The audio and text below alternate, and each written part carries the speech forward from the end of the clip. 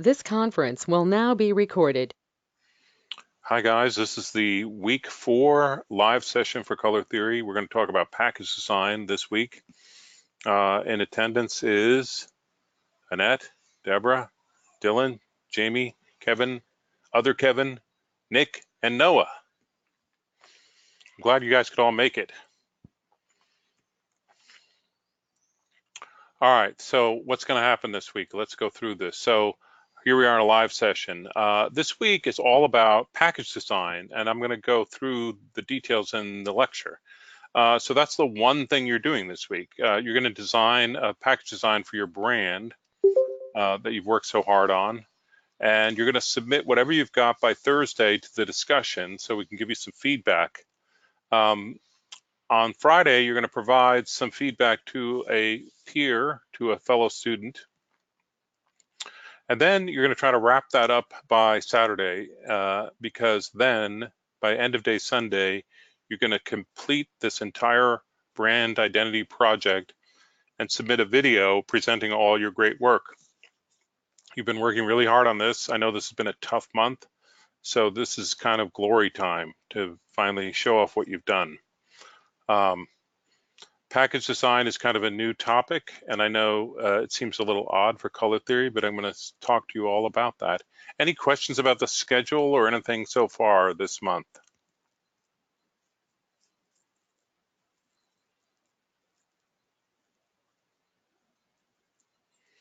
Nothing? Everybody's good? Not seeing my screen. Okay, well, that is key, and thank you for saying so. There it is. All right, so here it is, live session. Thursday, submit what you've got. Friday, give some feedback to one of your peers. Complete your package design by Saturday, and then complete an entire presentation of all your work on this brand identity project by Sunday. Thank you, Dylan. All right, so color and packaging. Why do we have package design and color theory? It's kind of a big topic, but it fits in really well with what we're teaching you about color because color in packaging is a key part of marketing. It's part of design, it's part of industrial design, it's communication, it's all these things. So when you think about when you go to the store, next time you go to the store to buy anything, look at the color palettes, see what's happening. Color gives us many clues about what we're buying when we go to the store. Like, is it skim milk, 2%, whole milk, which is always red for some reason? Blue is 1%, and I guess green is 2. Does that make sense to anybody? But you don't want to have too much color in milk packaging because milk is white.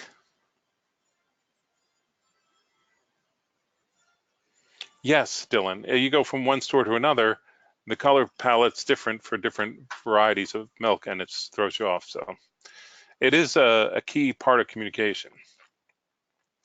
Color can teach us about what the brand is, what category it's in, what the price point is, and it can attract attention. So for instance, when you look at these soda cans, you get a sense of the flavor, perhaps, the variety from the color. If you think of this is Maslow's hierarchy of needs, and it sort of describes everything that human beings need to live. Well, packaging kind of mirrors this in a way. So physiological needs, people need food and water, people need to feel safe, they need to feel like they're part of a group, they need to feel like they're a valued member of the group, and you bring that all together and they're complete. So from packaging standpoint, it has to contain the product, keep it safe. It needs to be part of a category of products. So for instance, cookies, tea, coffee, soap, whatever your category is, that's kind of like your social group. And then esteem the best coffee, the best soap. And you want to accomplish that through your branding efforts. And then, yay, people take it home, they buy it. So when you think about packaging, and this is what I was late, I was just looking for a picture of Captain Crunch.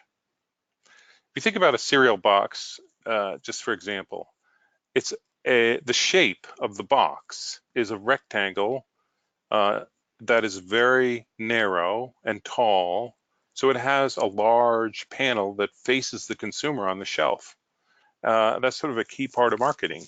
If you don't see Captain Crunch waving at you from the shelf, you might miss it. So they make sure the box has a big front part. Yeah, Captain Mouth Shredder. Perhaps. That sounds like a scary brand. All right. And it also protects the product. All right. So the trick is to identify with your category, but stand out from the competition. These are some chocolate bars. Do these all look like chocolate bars to you?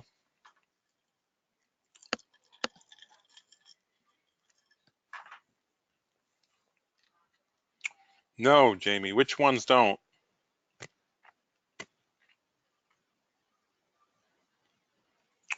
Yeah, Dylan, in this context, so context counts a certain way. Yeah, maybe eyeshadow palettes. Yeah, that's a good one, Deborah. This blue one, right? Not so much chocolate. Um, this one looks like chocolate, right? It's got the right color cues for chocolate flavor. Yeah, Jamie was thinking eyeshadow too. Black and red, maybe a kind of flavor of chocolate. This one, green, light greenish yellow and yellow, maybe. Maybe that's wasabi chocolate. Um, we're looking for flavors and they're not seeing them. Uh, blue, by the way, it's not a food color. Blueberries are purple, but blue food doesn't really signal an innate flavor to us as humans. Humans, yeah, rainbow. Yeah, this one looks like Skittles. So color cues can sort of push you in the right direction or push you in the wrong direction, depending on how they're used, right? All right, here's some more chocolate bars. Do these all look like chocolate bars to you guys?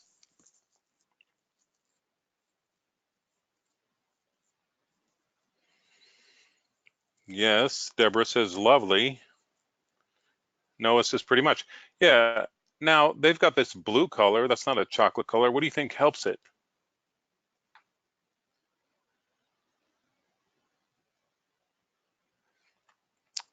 The logo, right?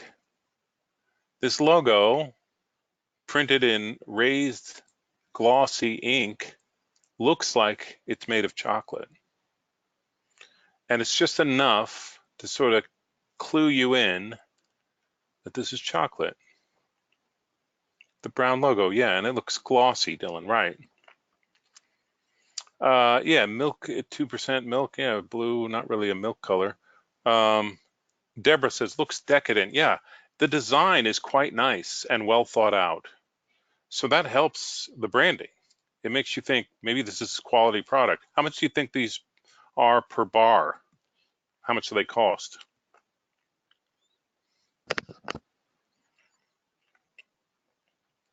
Annette says, too much. Yeah, they look expensive, don't they? $4 or $5 a bar. Wow, for 2 ounces, perhaps. Um, so think about that. Packaging can elevate your expectations, which is another great thing that we want to do with design. Um, be different. So here's some ice cream bars. Uh, these are actually out of Russia, but they have sort of a South Indian look. Would you buy these ice cream bars? Do they look good?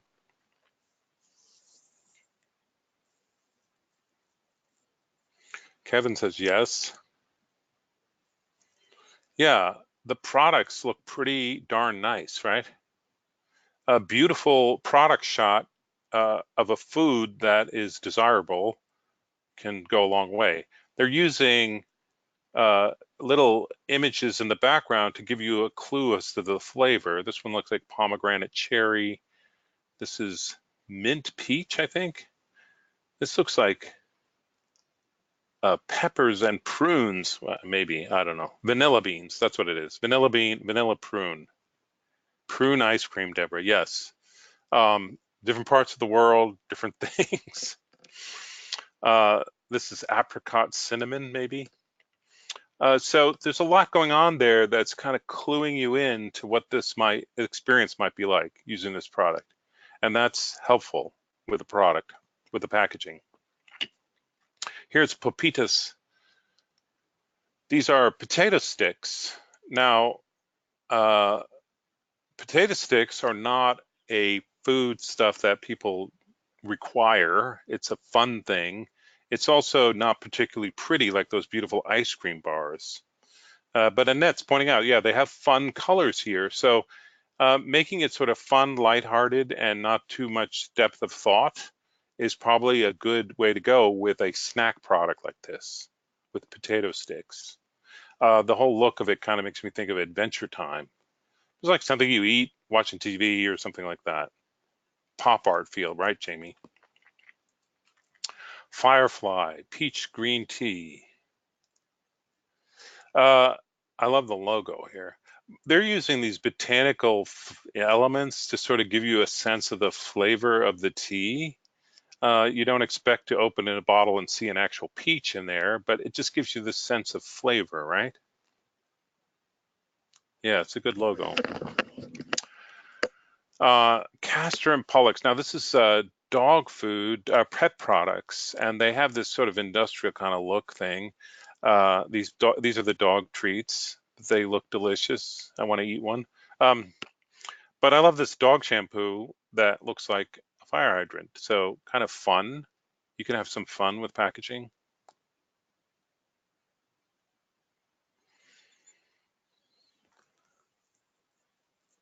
Yeah, Dylan. They're not distinguishing but you know what? Dogs don't buy this stuff. People do. So you look at it, you think, oh, that looks delicious. You project onto your dog and say, the dog will like it too, because I would. Subliminally, I think you think that. Converse, a few years ago, they were actually going out of business, and that could not be. They have the fantastic, iconic Chuck Taylor sneaker. And so this company actually rebranded it with this vintage wine box that makes it seem like something very precious and special. Yes, Deborah, the box is epic. I agree. It really brings out the sort of history of the shoe and how it's iconic.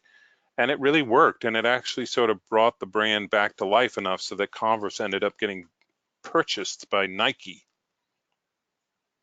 Yeah, vintage. So you can think about all these things, how they affect your brand message. There's some details of the tag. They tag the tag.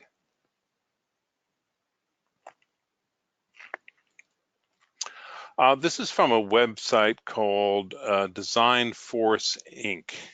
I'm going to type it in, designforceinc.com. I think that's it. And this is what they say, things to consider before executing design and color choices in packaging, which is what you're about to do. You have to know, what does your brand stand for? You all know what your brand stands for, right? Because you've memorized your creative brief by now. Who's your customer? You know who your customer is because you did your target audience page. When the brand color included, what about the brand color included prompts a buy response from the targeted consumer? Now that's a fancy marketing way of saying, what's going to make people want this? Is it because it's like that ice cream bar? It's really beautiful and delicious looking? Or is it because the experience brings about something wonderful? Like for instance, if it's a bar of soap that makes your skin look younger, then a younger face would be the attractive thing, not the bar of soap itself. If you have coffee and it's, gourmet and you eat it have it with a gourmet meal, then show it in the context of being used in that fanciful way that makes it appealing to people.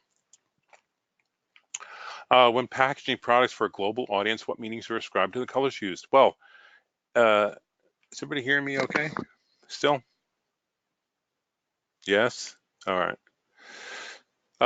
So what this is saying is that colors mean different things in different cultures, and that's something you need to know if you're going to a global audience. For our purposes, we're not really thinking that way, but if I taught the course and taught you what colors mean in every culture around the world, the course would be like 3 years long. So we're just really setting you on the pathway of being aware and looking and observing and making your own observations about it. Can a unique color be developed to support the brand? Well, you each have an assigned color that you're using. That's your unique color. And then this one says, how does a chosen package or color combination make the consumer feel during the testing phase? So you could send your designs to people in your target audience who are the right age group or whatever. And what you want in terms of feedback is a visceral experience, like, I love it, it's good, I would eat that, or yuck, that looks awful. You don't want design advice, like make the logo bigger or move this here. That's not what you're getting. You're getting a visceral response. And if you can get that, that's great. But what you want to think about is, is this going to make people you put yours on Facebook? You get a lot of feedback. Now you have to qualify some of that because some of the people may not be in your target audience, or they may love you so much that they're just going to be dishonest and tell you everything you do is great, which is probably more likely, Deborah. Oh yeah, general yes, no. Okay, well that's good. Lastly, if the retailer shelves a few items in the product line, you're not doing a whole product line, so you don't really have to worry about that. But here are the professional issues that are raised when doing package design, and you're dealing with all of them right now as a student. Here's some more examples for inspiration. Monchaco, Artisan Chocolatier de Côte d'Ivoire. They're using what I would call an illustrative pattern in the background, which is an illustration, but it actually is also a pattern. They're using a little bit of gold foil. There's what it looks like. What do you guys think?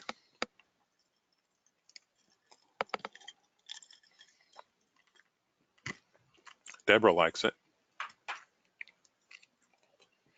It is different.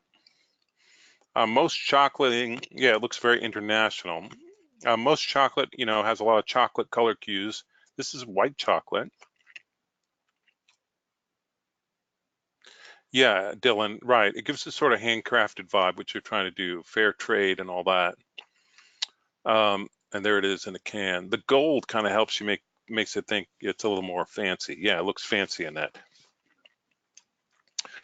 Here's some more chocolate. You're going to be all chocolated out. You better check your blood sugar by the time we're done with this lecture. Um, This uses a technique of sort of repeating a very strict design layout, but then altering the color in specific instances. Yes. So they're using, this is essentially a cacao pod, which is a really ugly thing in real life, but they made it look like it's made of chocolate. It looks like it would be in a spa. Yeah, this looks pretty fancy to me. It's not a Hershey bar for sure. They've got different flavor cues, and the colors kind of help that. See, there's kind of purple color. They actually have a blue. I don't know what color, what flavor that is. Lemon, mandarin. There it is as a set. Wouldn't you like that for Christmas? Yeah, Dylan, a wider range of products, you get to use more colors. It's more fun. Yeah, no prunes in this one, right, Annette? All right, this is a fast food restaurant called Mama Mafia's. It's actually in Russia, and they have sushi, pizza, and burgers. They're using a kind of illustrative pattern with these little cartoon insets. The logo is wonderful. With a very minimal detail, you definitely get the sense of a character. Something for everyone, yeah. When I see this logo, I think of that movie, The Goonies, the old woman from The Goonies. Yeah, Dylan, good use of negative space for the hat band. No lips, no teeth, no nose, just glasses. And then all these fun illustrations. Now, it's a little dangerous. It's kind of irreverent in a way. which is probably okay for fast food. Fast food isn't a high thought process type of thing. It's more fun. So there's this guy making sushi. He's like a Yakuza gang member. There's a mafia guy. No mention of any Russian gangs, of course.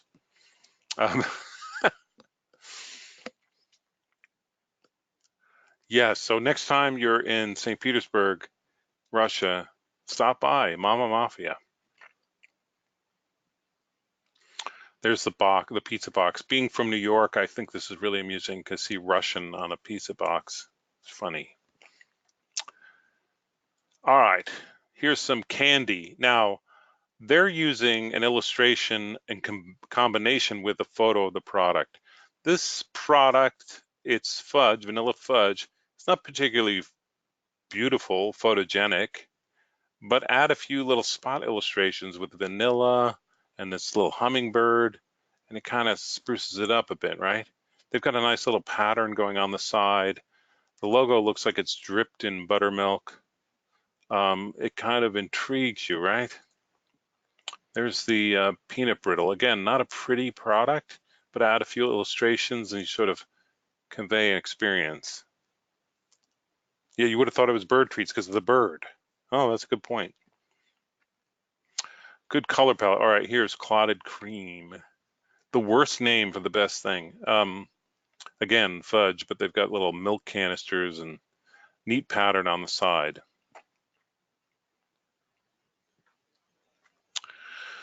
All right, now we're going to do before and after. I'm going to show you some products that were redesigned, and I want you to tell me what they did in the redesign and why you think they did it. So first up is Luden's. There's the before, and here's the after. What did they do and why?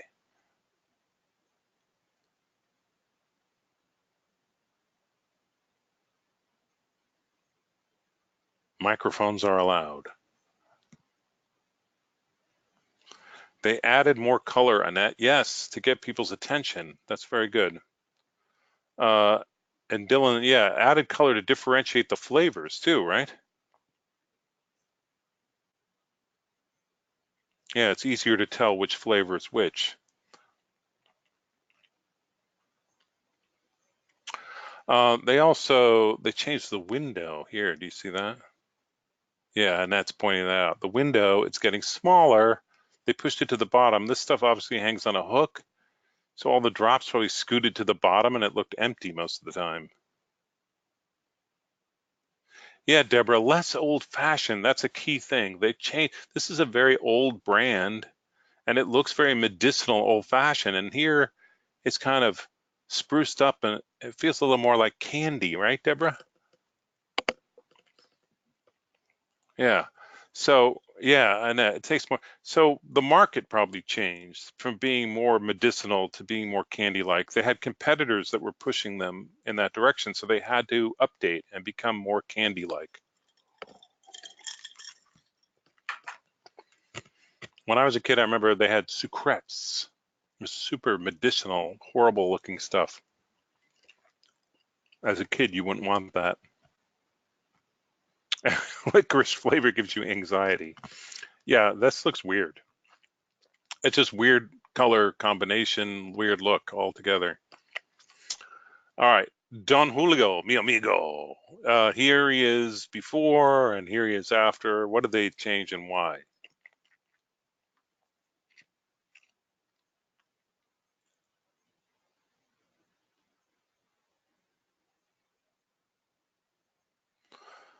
Annette says the bottle shape, so drunk people won't tip it over. Kind of true. I think it's for bartenders who are working really fast around a bar. This is probably easier to handle, but that's a good point. Um, the bottle color enhances the content. So the color feels a little pale here and it's a little richer over here. It's a better photograph, actually. Yeah, Dylan, they modernized the logo, but they kept sort of this vintage feeling about it. I love that they added this little silhouette of Don Julio. You just see him surveying the agave fields on horseback. The red band at the top really helps. Okay, so this is Añejo and this is Reposado. They're two different varieties, but the band is actually, there's more thought to it, and it's a little better color. They cleaned up the logo a bit, right? Yes, Dylan, very good point. It looks like Patron. I had a feeling that some of what they were doing was trying to trick people into buying this instead of Patron. Don Julio is a very venerable old brand in Mexico, and kind of like for old men having smoking lunches, business lunches. This feels a little more contemporary, right? More like Patron, I think. Look, this is a agave plant behind the type. It's just sort of looks like dirt almost. And then over here, they put it in a little golden ring with its own space. So it looks a lot better. So a little cleaned up design. Yes, Jamie. I used to work, I worked on Mexico, on the tourism for Mexico, and I went to Mexico City many times for work, and they would have lunch at 2 o'clock in the afternoon for 4 hours, and everyone smoked, and they drank tequila, and then they'd have wine with dinner and with lunch, and you're ready to fall asleep when you went back to the office. Yeah. Michael's Peanuts, before on the left, after on the right. What did they change and why?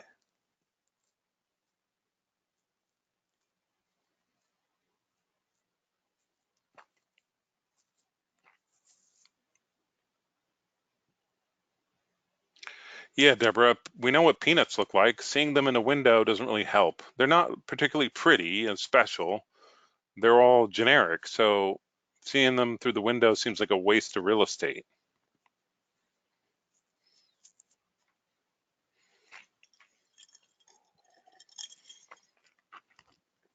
Yeah, no, a more farm to table, which is probably a trend they were seeing in their category. So there's the word farm here, and here's the word farm there. It's actually the biggest thing on the panel. Yeah, Jamie, it looks like a feed bag. Again, sort of pushing that sort of agricultural side to it. Um, the lack of window meant they actually added more information. And so they're selling you a little more. And grown by nut farmers devoted to providing you with a great snacking experience. This sounds terrific, but man, is it a meaningless phrase. Um, and I love this, deliciously salted. Like, how do you salt things? Things are either salted or they're not, but this is deliciously salted. But it works, right? Don't you agree? Yeah, Dylan, salt is salt, Michael. This one on the left, you would find at in that aisle in 7-Eleven where they keep the motor oil and Band-Aids, right? And this one on the right, you'd find in Whole Foods, and it'd be $8 a bag.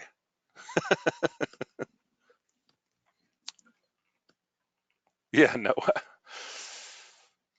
a gas station peanuts, right? So again, design is changing your perception of the product. It's the same product inside the bag, but a different perception.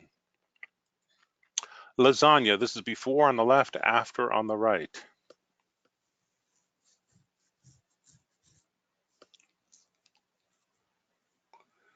The red, Deborah. Yeah, why do you think they switched from blue to red? It draws your attention. Yeah, it definitely attracts attention. I think it was a mistake to shoot it on a red background, but yeah.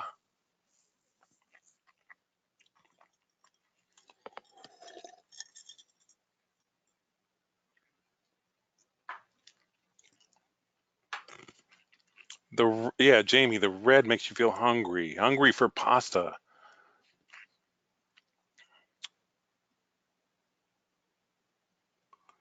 Um, yes, so Dylan, this one looks a little out of date. The blue box makes you think of cereal, Noah. Yeah, it makes me think of Kraft macaroni and cheese. They use blue. Um, so they don't want, and look at the photo of the lasagna. This is school lunch, and this is Gourmet Magazine. That really helps it a lot. So this feels more gourmet, and this feels more mac and cheese, school lunch. Not a good look for this brand. Yeah, drawing. I think this is like heavily retouched or something. It just looks really weird and not edible. All right, here's some water. This is before on the left, and then after you're seeing a close-up of the label itself. What did they do and why? Dylan, you want the school lunch. I'm worried about you, Dylan. Oh, you think actually school lunch looks better than that photo? Okay, yeah, I agree. School lunch might, yeah, it's pretty bad. All right, so water, what do you think? Simplify, Dylan. Put water on water. Yeah, so the color palette, they've got this cool blue and then silver on white, which is, Noah says, makes it look classier. Elegant, Jamie. Yeah, I think this intricate design that is carefully done makes it look like etching, yes. And where do you get etching on a bottle? Not in water, right?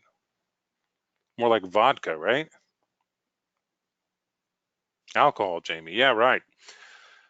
So let me ask you this, guys. Very fancy. How much do you think this is per bottle? Cost? 98 cents, a buck. All right, how about on the right? What's this cost? $4.50, Dylan says. $4, yeah. All right, so the difference between $1 and $4.50 is design. When you go out into the world and get a job as a designer, you're adding value. You're adding money to the bottom line of a company, whoever you work for, if you work for a company. So just remember that. Some people think, oh, graphic design, you're kind of playing with art and color and fun. Yeah, but meanwhile, I'm making money for people. So keep that in mind as you go out looking for jobs. Playing with their minds. I would say communicating a message of value. Now, the water might be excellent over here, but if this poor design could trick people into thinking it was terrible. So it kind of goes both ways. And from an ethics standpoint, you'd want to know that you were working on good products that were good for people instead of selling them terrible things.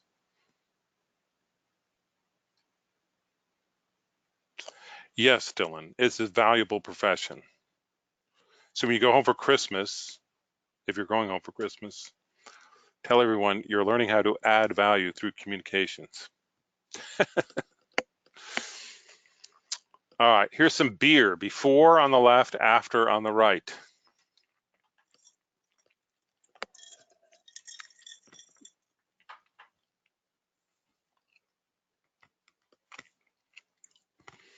Bigger logo. Yeah, the logo is dominant here. What's dominant on this one? What do you see first when you look at this left one? India. Yeah, India is not important. It's actually India Pale Ale, so pulling India out separate from that doesn't even make sense. They did change the name slightly. They took off the L apostrophe, which was not necessary, and they just made it a lot punchier. Yeah, and that this catches your attention. It's got a label at the top as well. This would definitely sell better than this. This, I'm not sure what's in the bottle. I'm concerned. More appealing, yeah. More appealing, getting your attention, all those things. Another 450 bottle on the right. Yes, beer can be even more than that sometimes. All right, this is not great design. This is Rice-A-Roni. I'm showing you this box because this has everything that could possibly be on a package on this package. So I'm just going to go through some of the things. Yeah, it is iconic. Some of the things that could be on your packaging. Now, when you look at your package design, you're going to be looking at it flat to start. You want to know where your primary display panel is. That's the part that faces the consumer. That's where Captain Crunch's face goes. So you need to know that because certain things have to go on the primary display panel. And that's basically your first impression with the consumer. So here it is laid out flat. Now let's go through this. So first of all, we got a logo. Now you all have worked so hard on your logos. Now's the time to show it off. It should be prominent on the primary display panel so people know what your brand is. Next up, they have a descriptor line. This tells people what the product is. If you have coffee, tea, you're going to look at your creative brief and see what's unique about your product that you want everyone to know. Rice-A-Roni is not that unique. They've got two descriptor lines, tender long grain and wild rice with herbs. They're really trying to sell you. Part of what you're doing here is sparking people's imagination, saying, yeah, I want that. I want to take that home. Ingredients, everything has ingredients. Your ingredients may say coffee beans.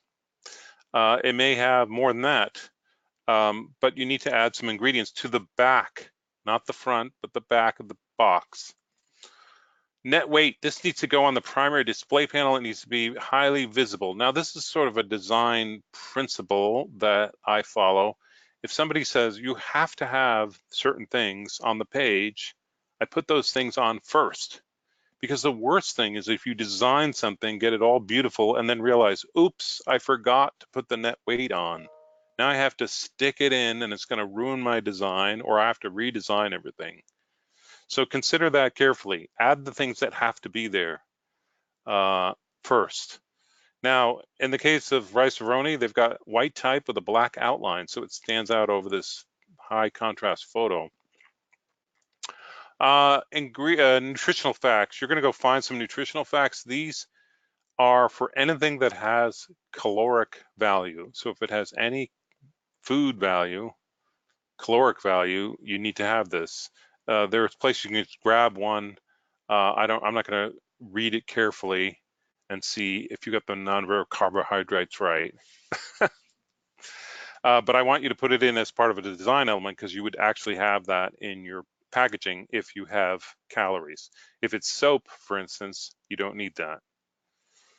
Coffee and tea usually don't have much calories, but you can also look at other product designs to see what people do. Barcode, that goes on the bottom out of the way. You have that, you should have that. Directions, how to make Rice-A-Ronis, 2 steps, really easy. You may not have directions, but you can add something, a story, tell people about the history of your company, how great your product is. You could make up directions that are more fun. And Annette just made supper. You made Rice-A-Roni for supper? You're kidding me. Yes, Deborah, no GMO, is it kosher, is it organic, it's made by hand. We have elves in our workshop working on it all year long. Whatever you want to do, make up a story, have some fun with that. Annette, I hope you already had dinner, because this lecture will make you hungry otherwise. Your template, I'll go through this on the assignment. Annette is stuffed. All right. That is my lecture on packaging. Now let's go to the assignment preview. Week 4, package design. Here you have the assignment. So this is the bare bones of what you need to have. Watching this lecture is key to really getting the full idea. Now, you have 4 files here. Cancel. 4 files here. There's a rectangular carry case and a pitch lid taper side file. You can pick one or the other. You don't have to do both. Pick which one you want. So if I said I want the rectangular carry case, I'd get this AI file, and then I get the corresponding Photoshop file for the rectangular carry case down there at the bottom. Now you notice these Photoshop files are really large, so they take a while to download. Kevin, there's a video here that shows you how to use the templates. They're smart object templates, and they actually they work pretty well. And then a little further video about how to adjust it. And then once you get your package design done, and what I'm saying is you're going to start in Illustrator, do 3 designs in Illustrator, submit them to the discussion. once you're done with the discussion, you can put them into the mock-up. Or you could do the mock-up ahead of time. The mock-up's kind of fun, so you may do that as well. But just you should have 3 options. This is place 3 options so that I can give you some feedback. If you only provide me 1 option, I can only give you a little bit of feedback. And then at the very end, you're going to put this into your presentation template, and that is your entire final presentation. You're going to create a new Spark presentation of your entire brand project and then submit both the PDF of the template and your video presentation here in the completion window. Any questions about the assignment?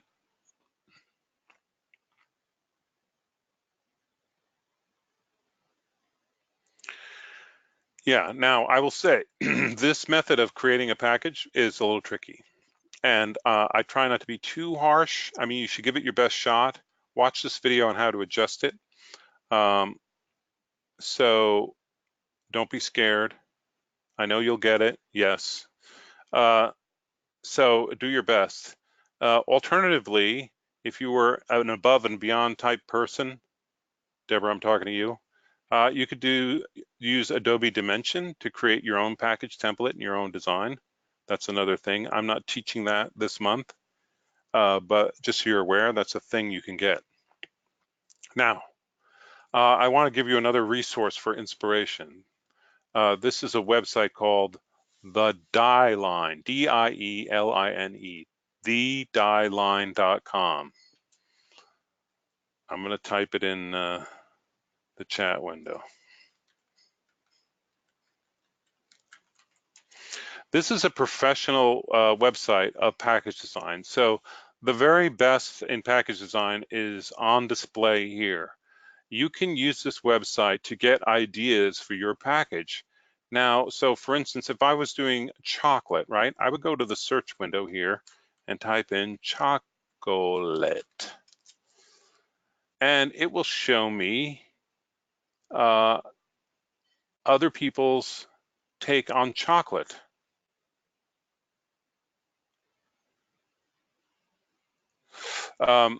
So I could find different package designs that use chocolate. This is not working right.